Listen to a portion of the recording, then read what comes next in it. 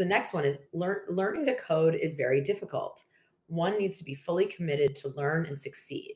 How do you manage the mindset of your students to not feel like they are the dumbest person in the cohort? That is such a good question. I'm going to give that first to, I saw a cat. Yeah, that's one of them. Buddy's asleep. He's been snoring. I hope no one heard it. Anyway, Ludo, I'm going to give that to you as the, given the technical nature of your program, and then Carlos would love you to add. It's a tough one because you're going to go through those phases where you're going to be exposed to things that are very complex. And it's not that you're not going to understand them at first, just period.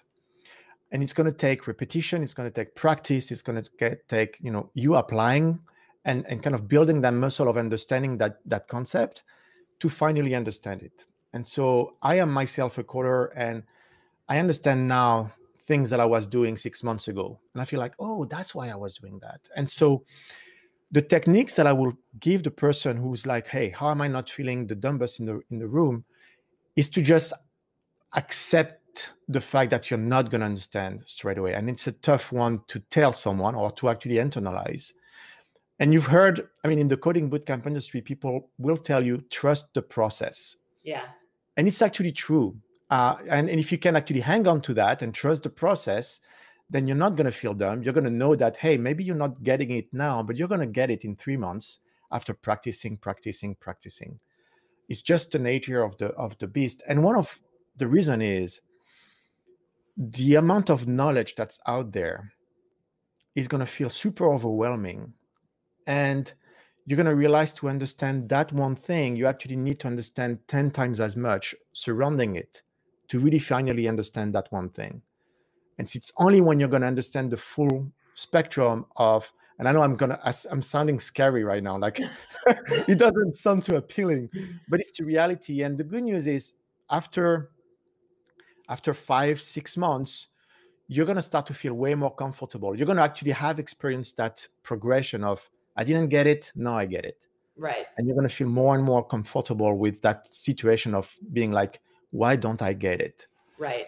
Well, that's the nature of learning anything new. But I think with software development, there's like an added angle that the medium is always changing and evolving. There's always new languages that you're going to need to master. And so one of the features of being a software developer is probably being comfortable with kind of not being good at something at the beginning.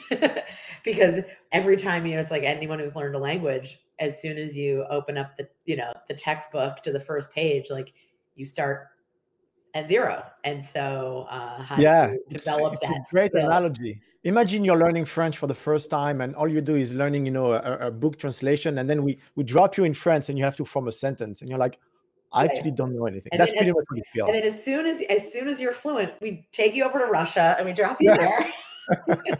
There you go. That's exactly the feeling. Carlos, what do you think about that? When I started computer science, it was a 5-year full-time program.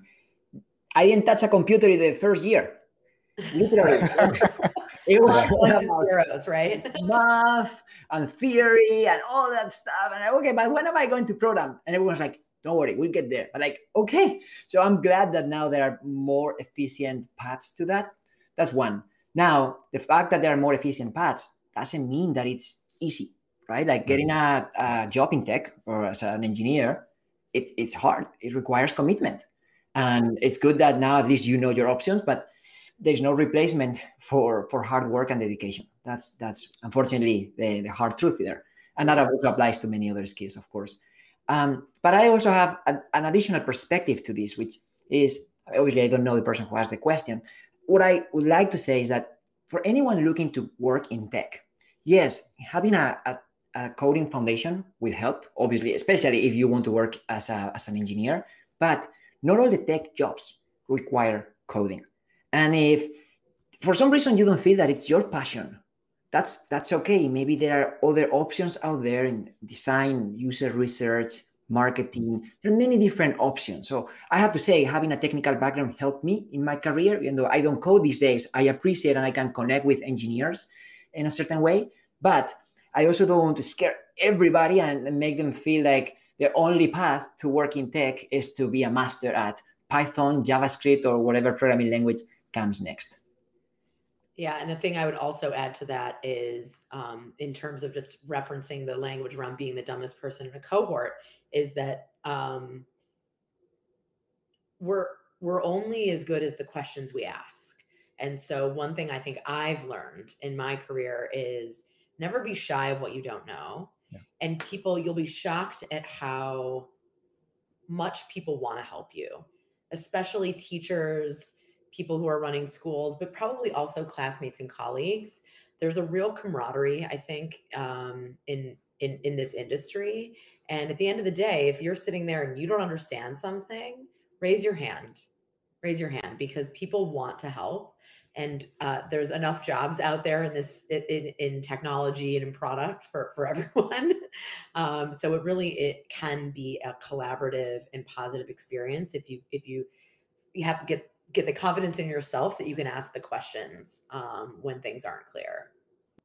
That's very true.